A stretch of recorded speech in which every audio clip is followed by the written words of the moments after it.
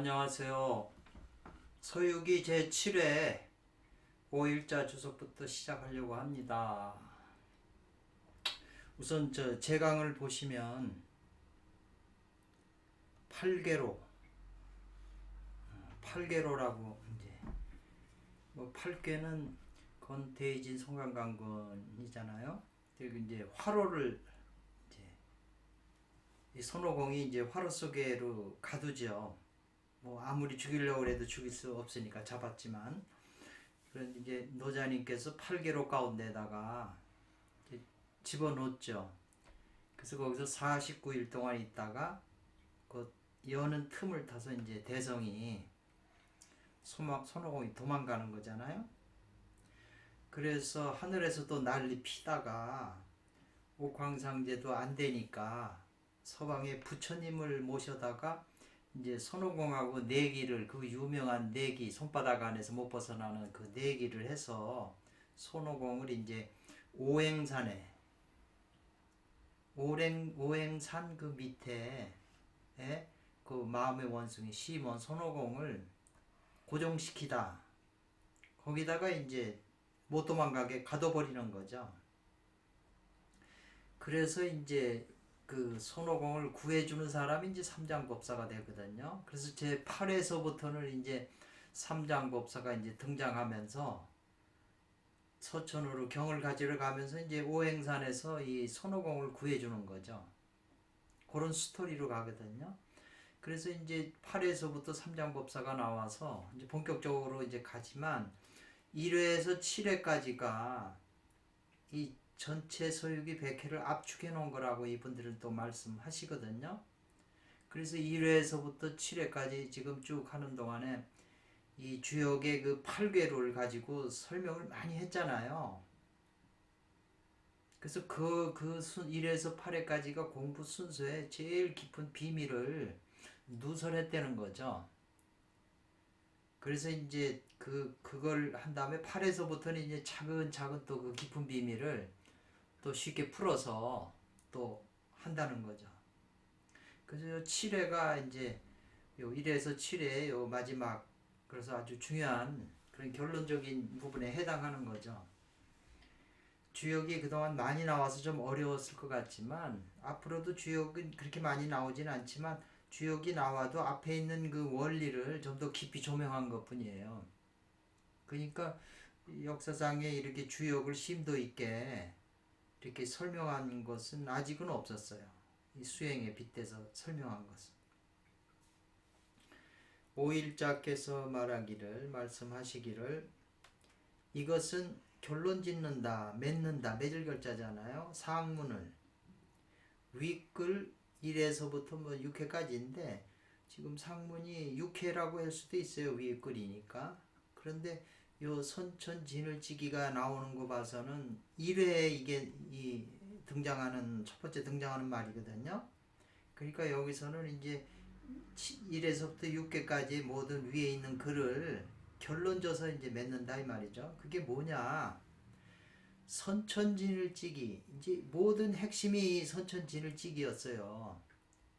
이게 이제 우리 동학의 최순 선생님도 혼원일기라고, 혼은일기요, 불사약이요, 태극이요, 긍궁을을이요, 뭐 이렇게 표현을 하셨잖아요. 그러니까 이게 제일 이 핵심적인 이 단어라서 1에서부터 뭐 100회까지 전부 이 선천진을지기에 관한 거죠.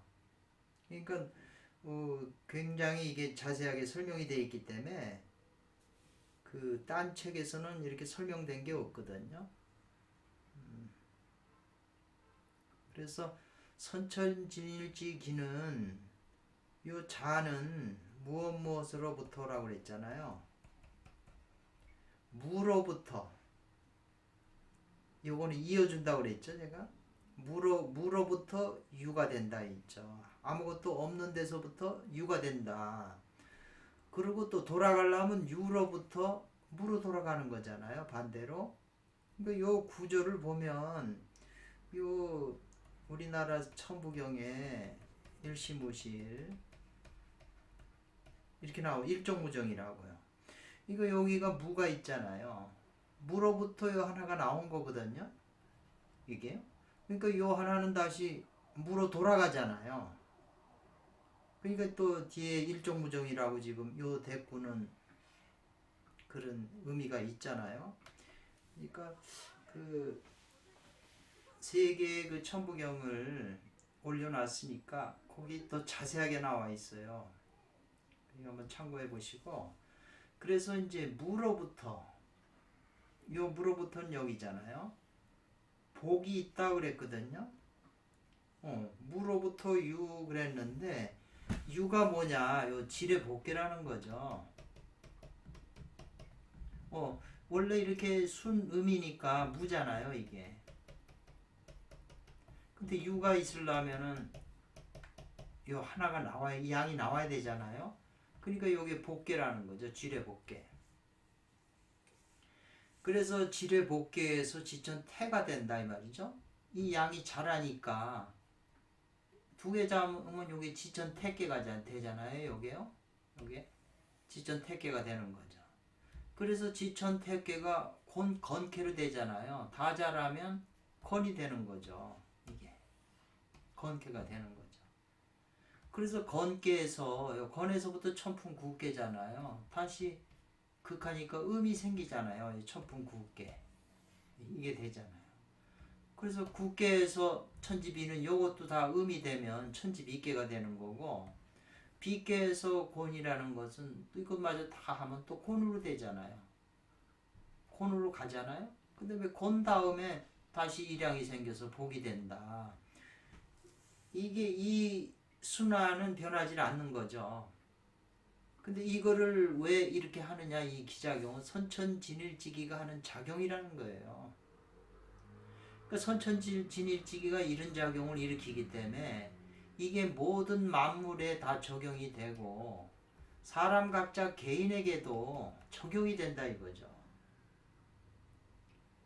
그렇기 때문에 우리가 이런 작용이 우리 몸 안에서 일어나기 때문에 그게 뭔지를 알아서 그걸 살펴서 요 선천진일지기를 우리가 훔쳐서 빼앗아서 내 것으로 만든다는 거죠.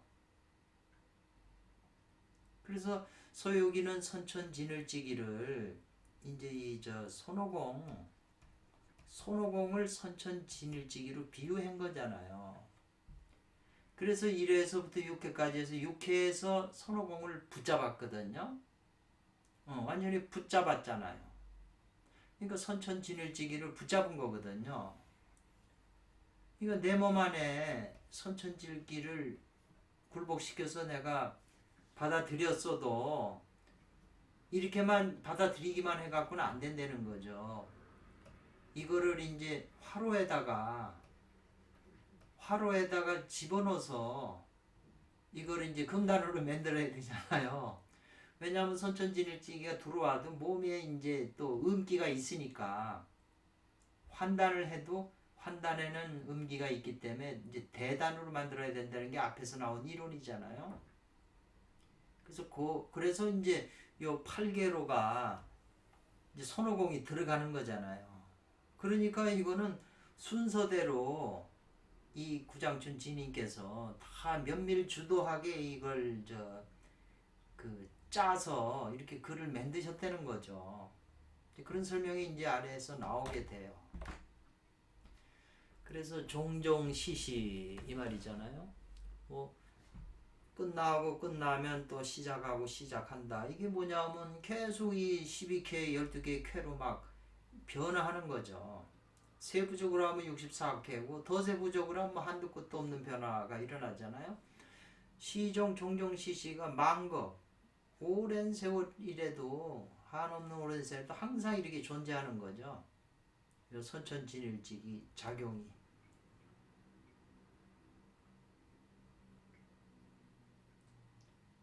그래서 요 선천의 진을지기를 이 말이잖아요. 단련한다. 어디에서? 후천의 안에서. 후천지 중에서 단련한다 이 말이죠. 선천기를 취지해서 이 몸뚱아리가 후천이잖아요. 후천인 몸을 선천을 받아들여서 이게 이제 선천이 자라지고 후천의 음기가 자꾸 소멸돼야 순양이 돼야 신선이 되잖아요. 그 말이거든요. 그래서 후천에 조금 후천의 비밀은 이렇게 됐네요. 있다. 어디에? 선천의 묘에 있다 이랬어요. 그러니까 후천 가운데에서 단련하는데 후천의 비밀은 선천의 묘함에 있다. 묘에 있다고 그랬거든요. 이건 뭘까요 이게? 묘에 있다고 그랬어요.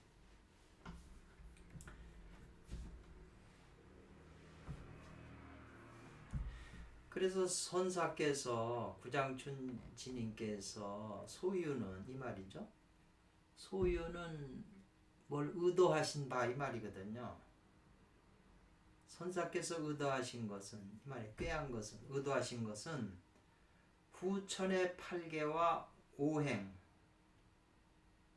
5행으로서 세상 사람에게 계시했다는 거죠. 드러내 보였다는 거잖아요. 계시한다. 설명서 그 방문을 학교 가면 다 계시를 하잖아요. 그래서 뭘 하고자 하게 했냐 이 말이죠. 하고자 할 욕자잖아요. 이 한문도 전에도 얘기했지만 여기 계곡 아니에요. 계곡에 이거는 흠이 있다. 흠. 계곡에 흠이 있으니까 뭐겠어요? 계곡주라는 말이 있잖아요. 계곡에 이 흠 있는 데를 사람들은 하고자 해요. 요 말의 의미를 하고자 한다는 게 그런 데서 나온 이제 이 문자의 조합이라는 거죠. 뭘 하고자 해요? 사람이 관찰을 해서 효, 원효스님 할 때 효자잖아요. 밝을 효. 분명하고 밝게 환하게 깨닫게 하고자 하는 것에 있다는 거잖아요. 그래서 사람들로 하여금 관찰해서 뭘 관찰해요? 후천의 8개와 5행 요 변화 원리를 관찰을 해서 관찰하는 게 이제 관세음보살이잖아요. 관자가 들어가서 그래서 이 일기를 닦아서 이 일기가 뭐예요? 선천진일직이잖아요. 이로써 생사를 벗어나게 하고자 한 것이다 이 말이에요. 누가 그렇게 했어요? 선사. 여기 구장춘 진인이라고 보는 거죠. 서역이라는 책을 구장춘 진인이 지었다고 보시는 거니까.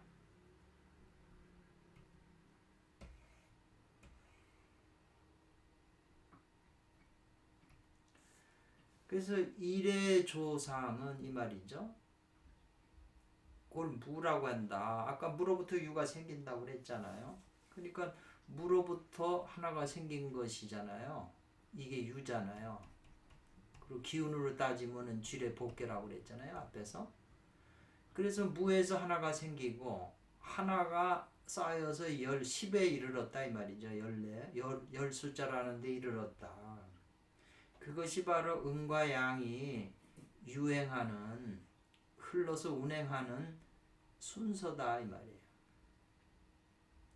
그래서 1, 2, 3, 4, 5는 정수다 그랬어요. 보통 일반에서는 생수라고 그랬거든요. 생수라고 그랬는데 정수라고 이름 붙였고 6, 7, 8, 9, 10은 이것은 그 짝이 될 뿐이다 그랬어요. 그러니까 1, 2, 3, 4, 5인데 6, 7, 8, 9, 10은 1육수, 2칠화, 3팔목, 4구금, 50토잖아요. 그 1, 2, 3, 4가 5행이잖아요. 요거는 성수고 후천 5행이 되겠죠. 6, 7, 8, 9, 10. 이 짝이 돼서 이제 5행이 나오는 거잖아요. 수화목금토가. 그래서 짝이 될 뿐이기 때문에 숫자는 단지 5에서 그친다 이 말이죠. 1, 2, 3, 4, 5에서 이제 6, 7, 8, 9, 10 막 나왔으니까 이 5에서 그친다. 숫자는 1, 2, 3, 4, 5에서. 그렇지만 구경에는 끝내는 5는 단지 어디 있냐? 1, 2, 3, 4 가운데 있다는 거죠. 이 5는 이 1, 2, 3, 4 안에서 나온 거라는 거예요. 그러니까 이게 5가 없어도 이 안에 있다는 거예요. 그리고 이 3, 4라고 하는 것은 단지 1, 2 가운데 있어요. 요 3, 4도 1, 2에서 나왔다는 거예요. 1 플러스 2는 3이고 3 플러스 1은 또 1을 더하면 또 4가 다 나오니까 3, 4도 다 1, 2에서 나왔다는 거고 또 단지 1 중에 있을 뿐이다 이 말이에요. 이 하나에서 1 가운데 있을 뿐이다. 그러니까 무로부터 나온 요 1이 이제 선천진일직이라고 한 거잖아요. 그러니까 그 하나 선천진일직이를 얻어서 이 말이에요. 얻어서 백행만선하는데 온갖 행과 온갖 선함을 베푸는데 이 말이죠. 요 하나의 중을 벗어나지 못한다 이 말이에요. 그리고 백천만억이라는 숫자도 요 하나의 5를 벗어나지 못한다는 거죠.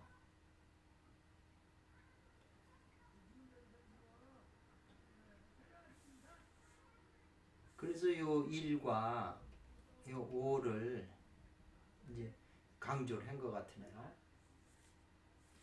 그리고 오행이 흘러 운행하는 숫자로 말한다면 즉 천일, 지이, 천삼, 지사, 천오, 지육, 천칠, 지팔, 천구, 지십 십자가 수가 나오잖아요.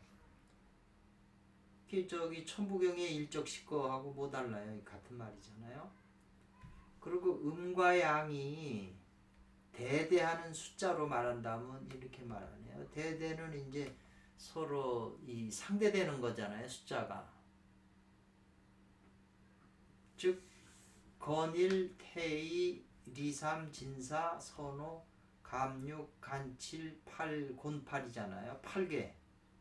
8개가 전부 이렇게 대대가 돼 있잖아요. 예를 들면은 진깨무는 요 손깨하고 짝이 되잖아요. 전부 대대로 딱 돼 있거든요. 8개가. 그래서 모두 벗어나지 못한다 이 말이에요. 태극이라고 하는 거니 하나잖아요. 그 무에서 하나가 나왔다는 게 무국에서 하나가 나왔다는 말도 되겠네요. 그래서 이 8개를 인이 중지하면 이 말이거든요. 따라서 그러므로 그걸 8개를 거듭한다 이거죠. 그러니까 즉 88이 64 변해서 64개가 되는 거고 64개를 또 인이 사지하면 이 말이에요. 인이 사지하면 이것이 64 곱하기 64니까 384효가 된다. 그렇기 때문에 이 서유기안에서는 숫자 개념이 굉장히 많이 나와요. 숫자의 그 상징성. 그렇기 때문에 이 숫자에 이제 숫자가 의미하는 바를 많이 그 깊은 뜻을 알게 되는 거죠. 그리고 동양학은 숫자의 그 개념이 중요하거든요. 그러니까 이 천부경도 전부 숫자로 돼 있잖아요. 숫자와 숫자를 연결시키기 위해서 이런 그 한문이 좀 중간중간 들어간 거잖아요. 무게화상 같은 것도 그렇고요.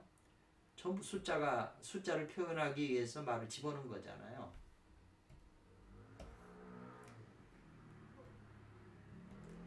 그래서 384효를 또 쌓게 되면 어디서 끝나냐면 11,520이라고 하는 숫자에서 끝난다 그랬어요.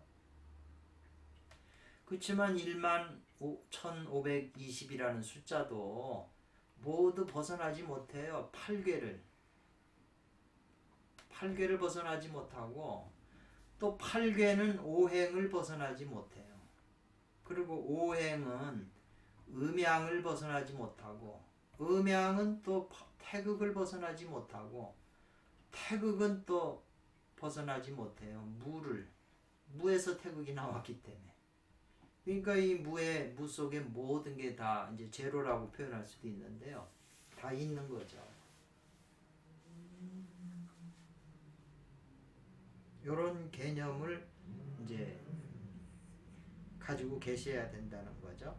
소유기를 이해하시려면. 그러한 즉 팔계와 오행은 모두 일에 속한다. 그래서 태극에 속하는 것이다. 태극이라는 게 아까 저기 최수원 선생님도 불사약이라고 그랬잖아요. 그래서 그 일시무실에서 요게 제로가 되겠고요. 그 위에 이건 신이겠죠. 우리나라는 삼국으로 설명을 했으니까. 그래서 다른 스승들도 또한 그것을 말했는데 이와 같은 걸 다 말했죠. 중철학은 숫자 태극, 무극, 태극, 음양, 사상, 오행, 팔계, 64 이런 걸 다 기본 철학의 근본 바탕이기 때문에 말했지만 각각 깊은 뜻이 있다는 거죠. 그냥 숫자만 나열한 게 아니라 그 숫자에 깊은 뜻이 있다는 거예요. 그 깊은 뜻이 뭐냐면 현실 사회에서도 다 그런 원리로 벌어지고 있는데 우리가 모르고 있다는 거죠. 그걸 다 숫자로 표현했는데 모르고 있다는 거죠. 그래서 소원 말한 바 이 말이겠죠.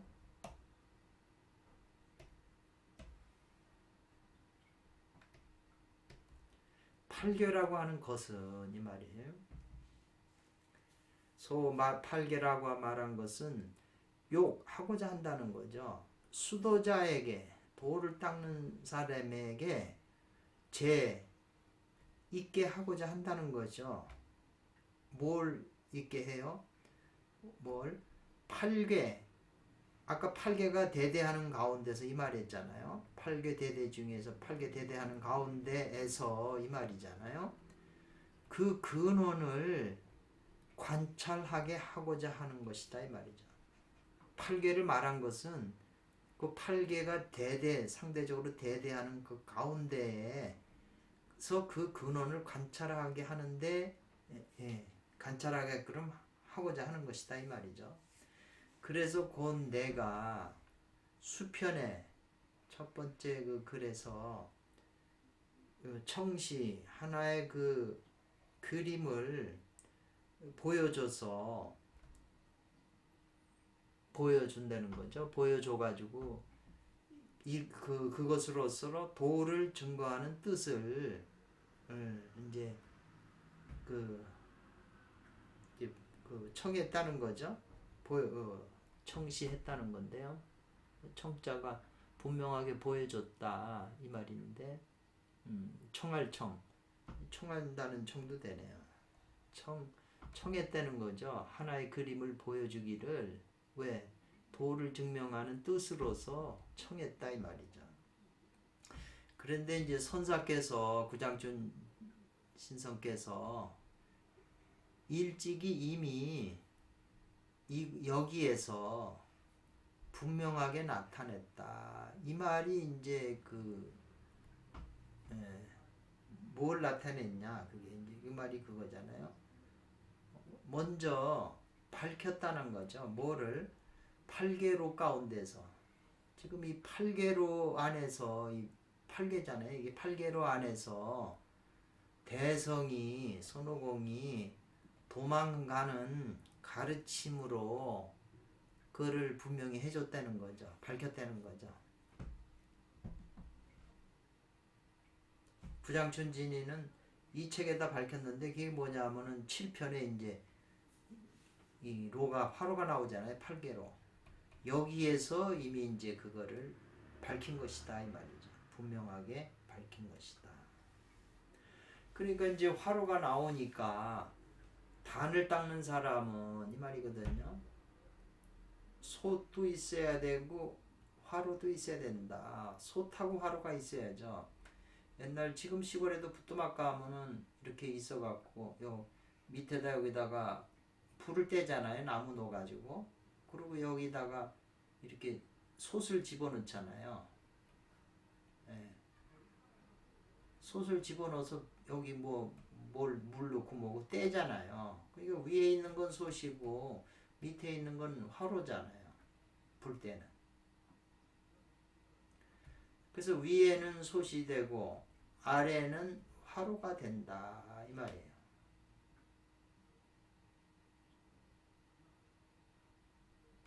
그래서 이 솥이라고 하는 그 뜻, 솥의 뜻은 이 말이에요. 선사께서 부장촌지님께서 상편에 은밀히 보이셨는데 안 끝났으니까요. 뭘 보이셨냐면 하나의 관이라고 하는 글자를 제시해서 보이셨는데 관자를 제시하여 이로써 사람들로 하여금 영자예요. 살펴서 알게 했다 이 말이죠.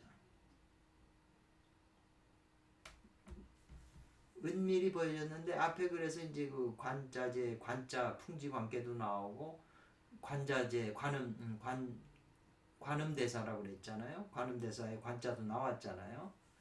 그래서 이것은 아니다, 있는 게 아니다 이 말이에요. 귀신의 곡절이 있는 것이 아니고 이 말이거든요. 그러니까 이제 그 곡절이라는 게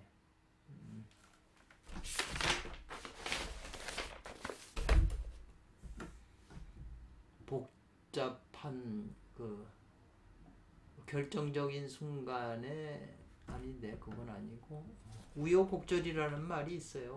곡절이 많다. 이거는 귀신과 같은 곡절이 있는 게 아니기 때문에 이 말이죠. 귀신과 같은 그런 곡절이 있는 것이 아니지만 아니다. 가히 그 묘를 헤아릴 수 있는 게 아니다. 귀신과 같은 그런 곡절이 그런 것은 아니지만 그렇다고 해서 그 묘를 헤아리지는 못한다 이 말이죠. 그러니까 이 정이라고 하는 솥의 뜻이 이렇게 그 묘를 헤아리기가 쉽지 않다는 것이고 여기서는 또 이 로의 뜻은 여기 지금 솥의 뜻을 얘기했잖아요. 로의 뜻도 또한 귀신과 같은 곡절이 있는 게 아니지만 아직은 그 묘를 헤아리질 수가 없다는 거예요. 부정사기 때문에. 그러니까 솥하고 로를 알기가 쉽지 않다는 거죠.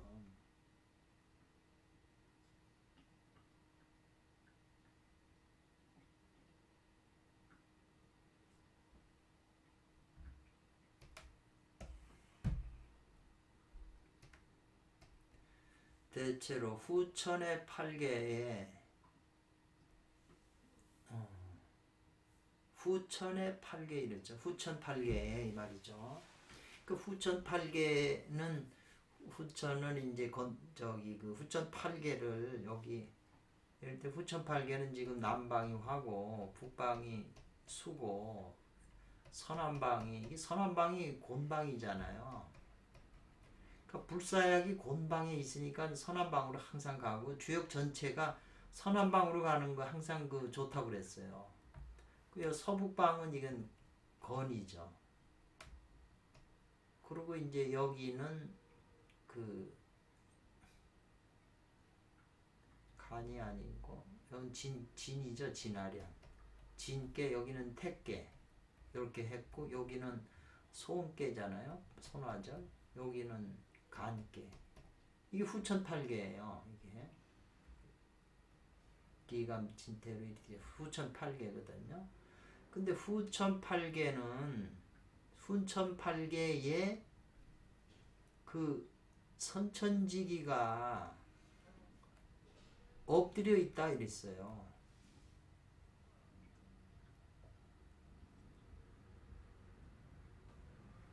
후천팔계인데 후천팔계 이게 부호지만 이거 다 대대로 이게 불이면은 여기 물이고 여기 우래면 여기 못이고 이렇게 다 대대가 돼 있다고 그러네요.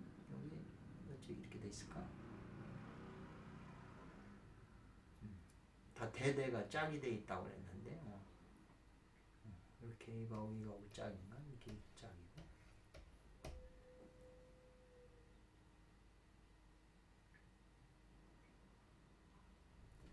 그 엎드려 있다, 굴복에 있다, 선천지기가 그 후천 8개 안에는 그 선천지기가 그 안에 엎드려서 작용한다는 거네요. 아까 선천진을직이라고 그랬잖아요. 그래서 관음대사께서는 신관이라고 그랬잖아요. 앞에서 대사께서 신관하여, 신으로 관찰하여 그 화우를 얻는다 이랬어요.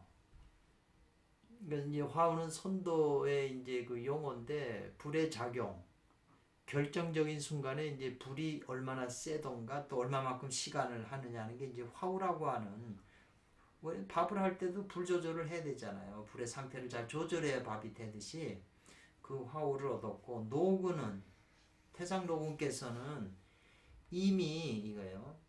정계에 중황을 가지셨다 이 말이잖아요. 그러니까 이 저 화풍 정계가 앞에서 이제 설명을 했잖아요. 그러니까 이 솥은 이렇게 있는데 다리가 있어도 솥 자체가 걸어다닐 수가 없잖아요. 그러니까 솥이 움직이려면 여기에다가 이렇게 동그란 귀걸이를 껴서 사람이 막대기를 꼽아가지고 그리고 들고 가는 거잖아요. 그러니까 요게 이 동그랗게 있는 거 이게 소의 귀라고 그랬잖아요. 귀를 달아서.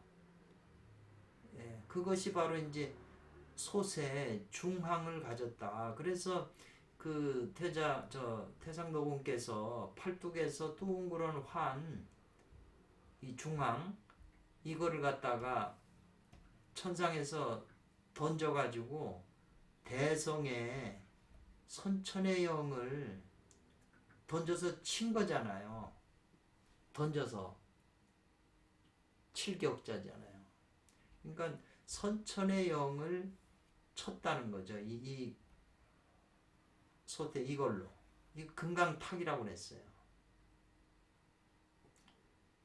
근데 그 이제 손오공이 머리 한가운데 있는 선천의 무슨 뭐라 그랬는데 천령골인가? 네, 거길 맞췄다고 그랬잖아요. 대성을 이제 여기서 선천의 영이라고 그랬잖아요. 이 선천직이 있잖아요. 이게 서로 통하는 말이잖아요. 그리고 수복지 이제 이 중앙으로 때려가지고 발이 엇갈려가고 넘어지긴 했어요. 근데 다시 일어나려고 하는 거를 그 이랑진군 있잖아요.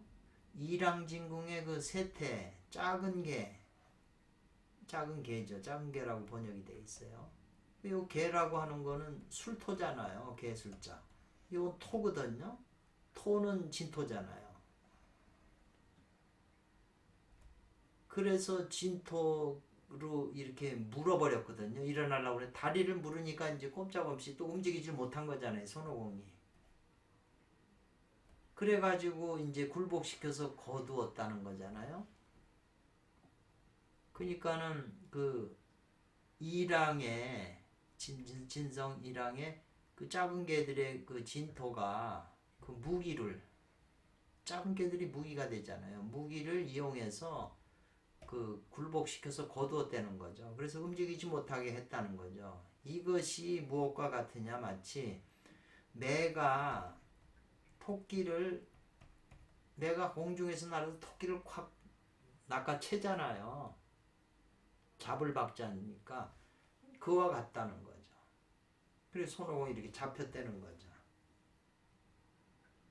그래서 잡혀서 이제 천상세계로 끌고 올라갔잖아요. 하늘세계로. 그런데 하늘세계에서 불로 다 별로 다 공격을 해도 여기 나오네요. 나와요. 이제 그걸 잡았으니까 선천기를 이제 대사가 신관을 해서 그 화우를 얻었다고 그랬잖아요. 요 선천지기를. 요 대성의 선천지 영이죠. 붙잡은 거잖아요. 붙잡은 다음에는 아니면 불을 더해가지고 불의 공을 더해서 단련하지 않으면 이 말이에요. 손오공을 그걸 또 단련을 시켜야 된다는 거죠. 왜냐하면 그게 완전한 대단이 아니고 환단이기 때문에 음기가 있다는 거죠. 오히려 이렇게 되는 거죠. 오히려 미득 아직 얻지 않은 거라는 거죠. 얻어서 굴복시켜서 거두지 못한다 이 말이에요.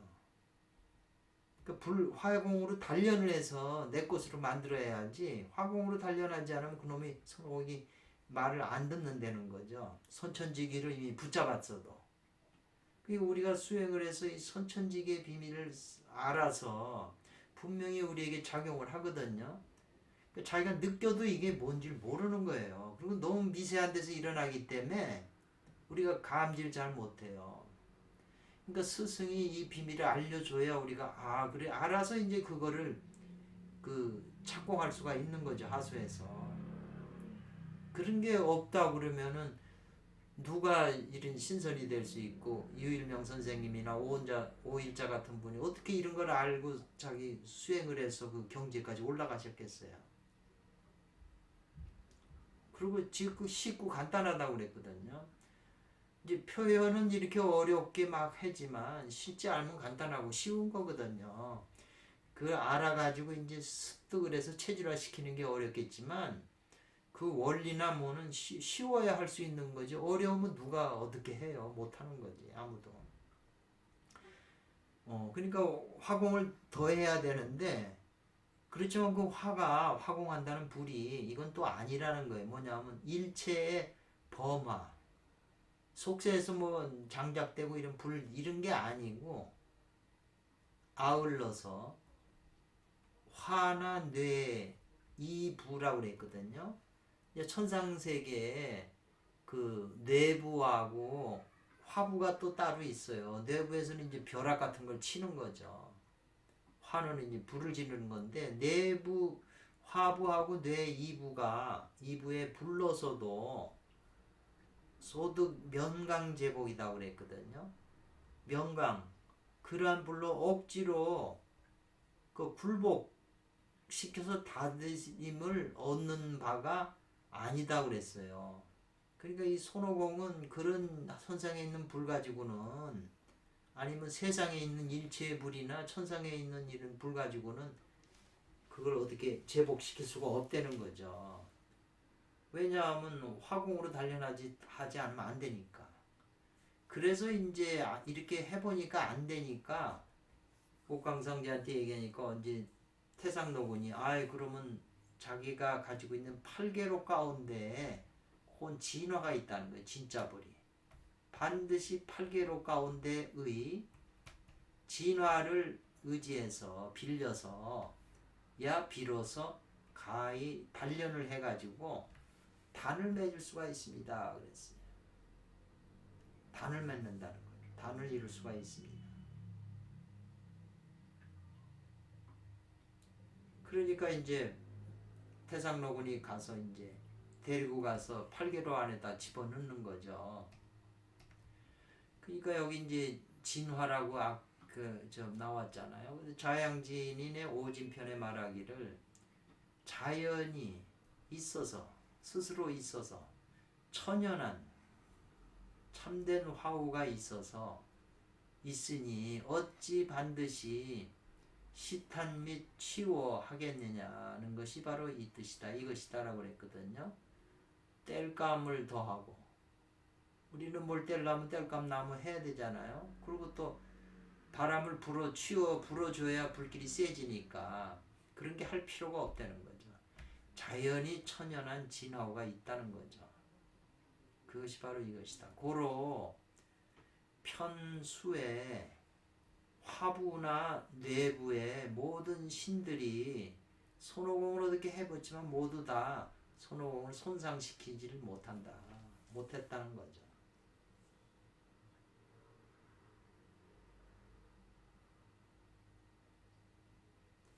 그래서 반드시 태상노군께서 영거 함께 데리고 간다는 거예요. 손오공을 데리고 가서 밀어서 집어넣었다는 거예요. 화로 가운데. 그래서 문화와 무화로서 단련해서 요 단이 출래하게 한다. 여기 출단례라고 쓰니까는 헷갈리잖아요. 단이 출래 나오게 한다 이 말이죠. 단을 만들어내는 것이다 이랬어요. 그러니까 손오공을 집어서 저놈을 완전히 다 부셔가지고 화로 속에 녹아지고 강한 불하고 부드러운 불로 단련을 해가지고 단으로 만들겠다. 이제 그 말이잖아요. 그러니까 이제 대성을 갖다가 이 화로 속에 밀어 넣었잖아요. 그러니까 그 화로가 뜨거우니까 요 찬자, 요 뚫을 찬자인데 뭘 뚫는다는 뜻이거든요. 뚫고 들어간다 이런 뜻이 있어요. 뚫고 그 화로 안에 들어가서 이렇게 덮어놓은 거잖아요. 팔개로 안에 이제 들어가서 요 방위가 있는데 손궁은 동남쪽이 이 손궁이거든요. 동남쪽이 후처팔개 동남쪽이 손궁이에요.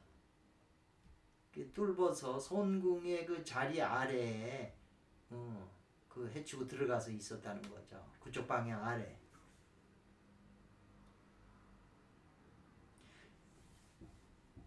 그리고 소는 장녀가 되잖아요.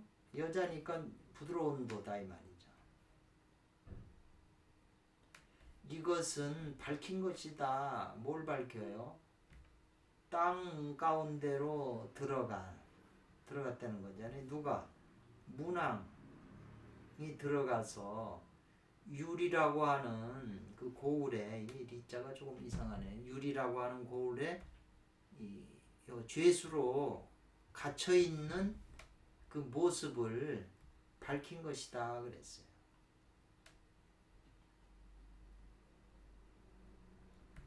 그래서 이 문왕이 유리에 갇혀가지고 온갖 꼴을 흉한 꼴을 다 당해가지고 이 영화에서도 많이 나와요. 중국 영화에서 강태공 영화에서 나오고 그러잖아요.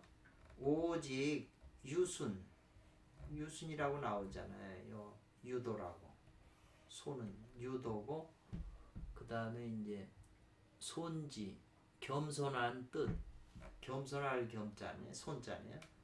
유순하고 겸손한 뜻으로서 말이죠.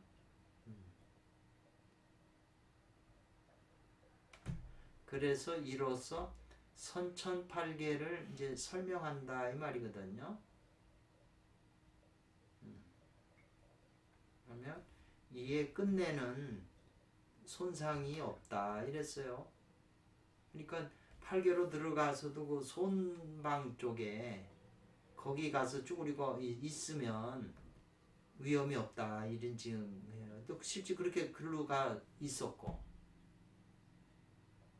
그런데 이제 그 거기에는 이제 바람하고 연기가 뒤섞일 줬잖아요. 이게 뒤섞일 불을 테니까 바람이 있고 연기가 뒤섞여서 이제 그 손방으로 오니까 손오공의 두 눈이 쌍안이 복굴추 붉게 볶아졌다는 거거든요. 복굴추 콩을 볶는다 할 때 복굴추네요. 그래서 이에 그 밝음이 이 말이잖아요. 밝은 게 조금 손상을 받다는 거잖아요. 눈에. 그래서 손오공의 눈이 좀 붓잖아요. 화환이라고 그러잖아요. 여기서 좀 다쳐서. 그리고 도명양회 이거 양회는 이거 어두운 거잖아요. 어두움을 기른다. 밝음을 숨기고 어두움을 기른다. 이거 유명한 말이에요. 그래서 바로 소위 그런 까닭에 서는 잘 이용한다는 거죠. 뭐냐면 그 밝음을 잘 이용해서 상함이 없는 것이다. 고로 말하기를 후래 뒤에 불러대는 거예요. 손오공을 화한금정이라고. 화한금정. 눈동자. 불같은 눈에 금 같은 눈이다. 눈동자 정이니까. 그래서 그 손오공 눈을 화한금정이라고 그래요.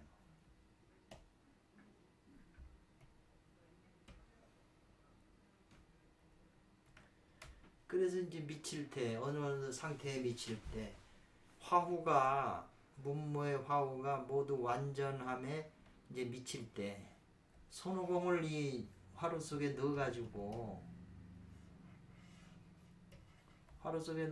지금 단을 만들려고 그런 거잖아요.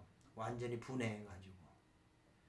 그래서 이제 완전히 이제 그 49일간을 문부화를 떼가지고 이제 단이 다 된 줄 알고 이제 태상노공께서 이제 문을 열어야 하잖아요. 그래서 꺼내야 되잖아요.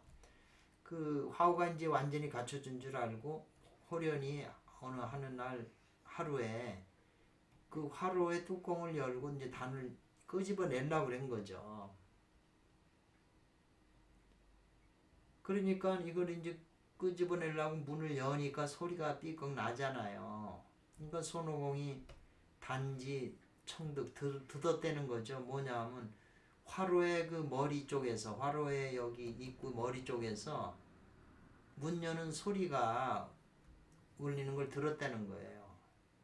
그리고 문이 조금 열리니까 햇빛살이 비쳐 들어왔다는 거죠. 이 안엔 지금 어둡잖아요. 그래서 앞에 어두움을 기르고 뭘 기른 어두움을 기른다고 그랬잖아요. 어둠 속에서. 그래서 간견 봤다는 거에 뭐를 광명을 빛이 들어오는 걸. 그리고 호라일성으로 이 말이거든요. 호라 쨍그랑하는 소리라고 그랬네요. 그 다음에 증도 팔개로가 그냥 밟아서 넘어뜨렸다는 거죠. 뛰쳐나오면서 이 팔개로가 어떻게 발로 찼는지 넘어져 가지고 팔개로가 이 땅바닥에 쓰러지고 이제 자기는 밖을 향하여서 곧 달아나 버렸다는 거죠. 손오공이. 이거 호사라고 하는 것은 이제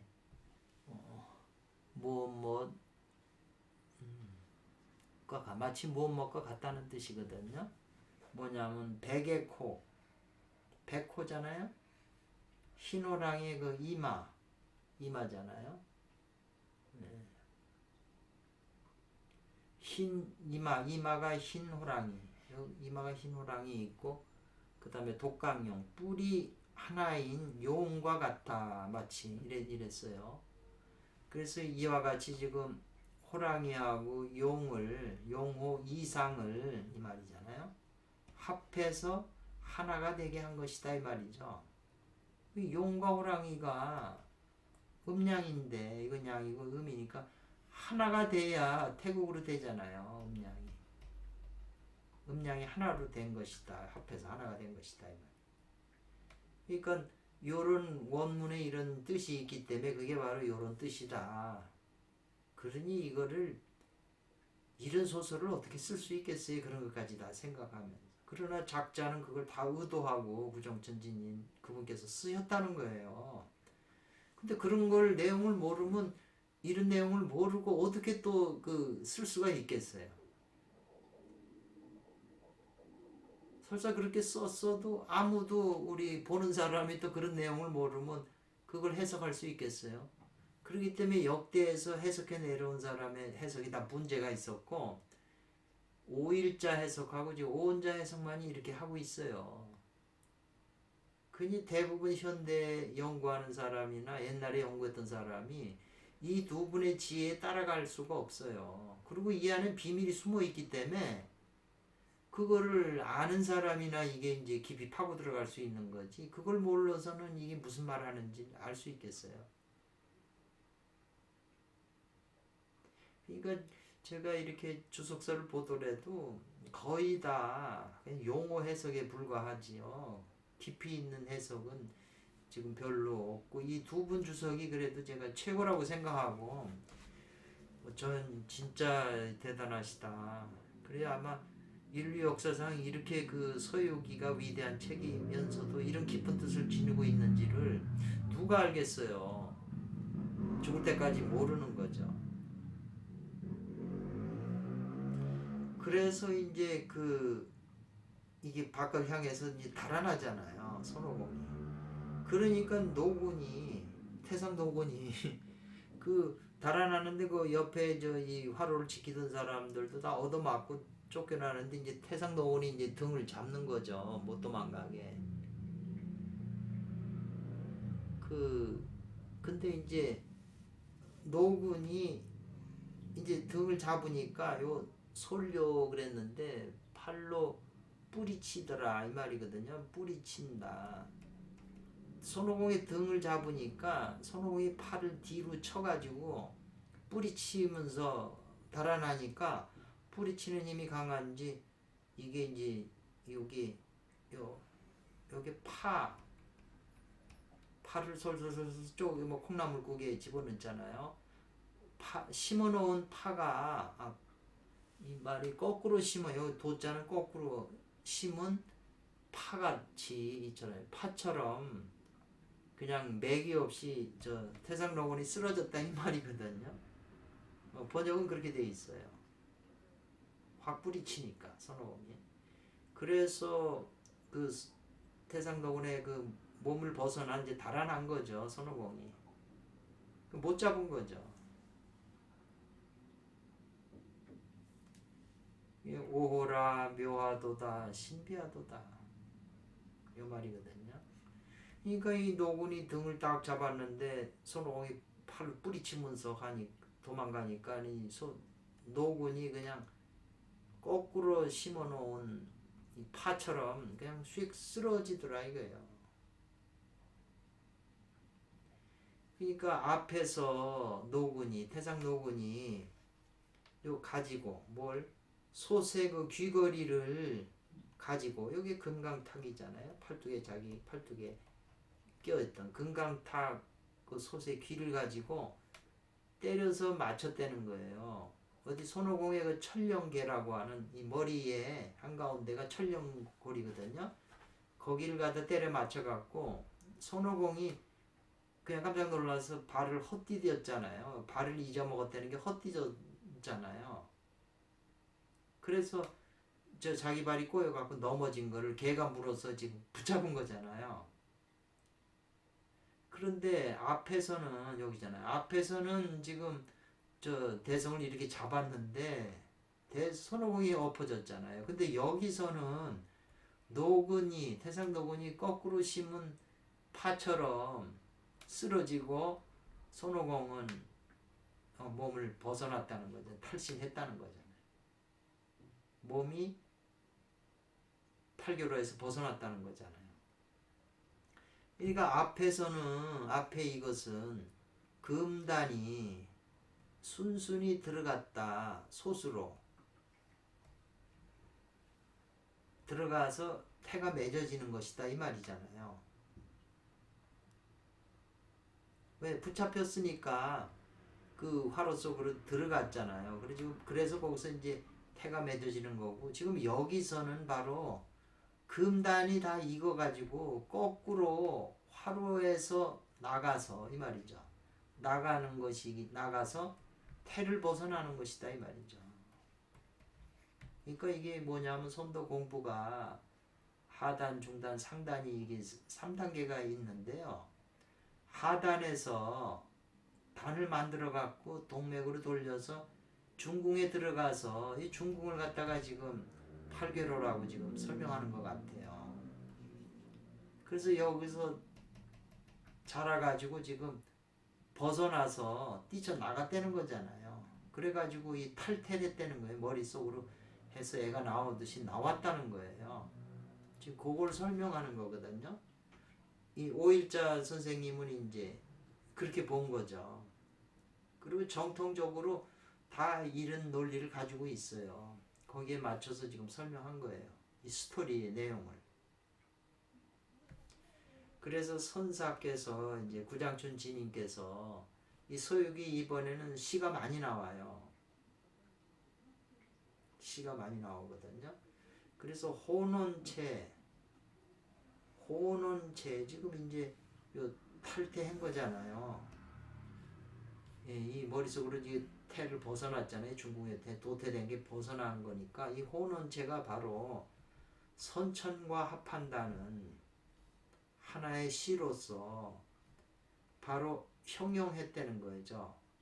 단이 이루어진 묘를 형용한 것이다 이 말이에요.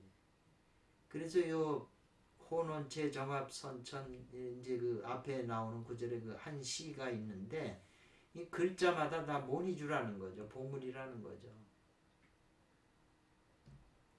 일단 여기까지 1편은 하고요. 또 다시 하겠습니다. 감사합니다.